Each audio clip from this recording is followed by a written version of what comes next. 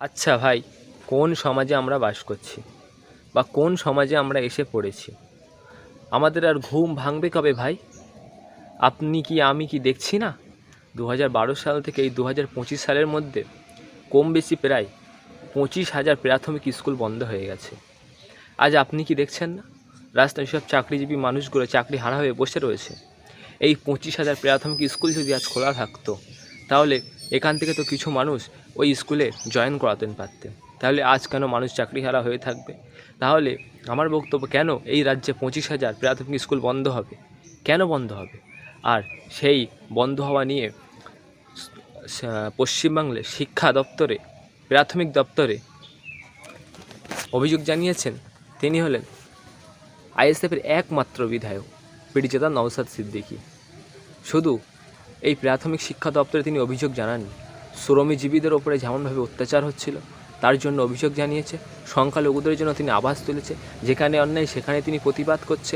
তামান্না খুনি বিচার পাইয়ে দেওয়ার জন্য তিনি চেষ্টা করেছেন। আজ আজিকার কাণ্ডে ডক্টর মৌমিতা দেবনাথের বিচার পাইয়ে দেওয়ার জন্য তিনি চেষ্টা করেছেন। আনিস খানের জন্য তিনি লড়েছেন। তাহলে এই মানুষটা খারাপ কোথায় ভাই?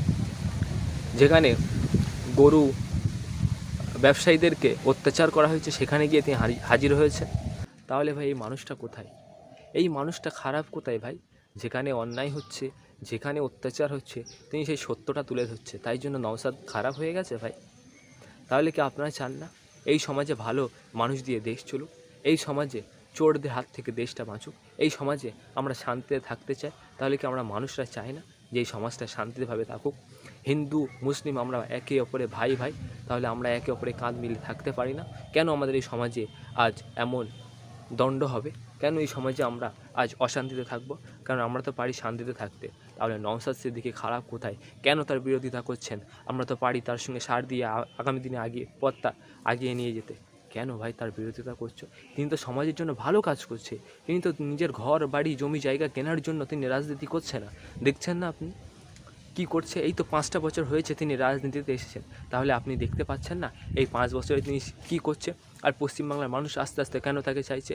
এই তো জনগণ আস্তে আস্তে এই 5 বছরের মধ্যে কেন তার পিছনে পাগল হয়ে গেছে? নিশ্চয়ই পাগল হয়েছে, কারণ মানুষ বুঝতে পেরেছে যে এই মানুষটা আগামী দিনের জন্য কী কাজ করতে লেগেছে। যেখানে অন্যায় হচ্ছে, যেখানে অত্যাচার হচ্ছে, সেখানে এই মানুষটা আওয়াজ তুলছে। তাহলে এই মানুষটা ভাই খারাপ কোথায়? কেন ভাই তার বিরোধিতা করছো? এই সমাজ আপনারা আর কবে বুঝবেন? কবে বুঝবেন ভাই?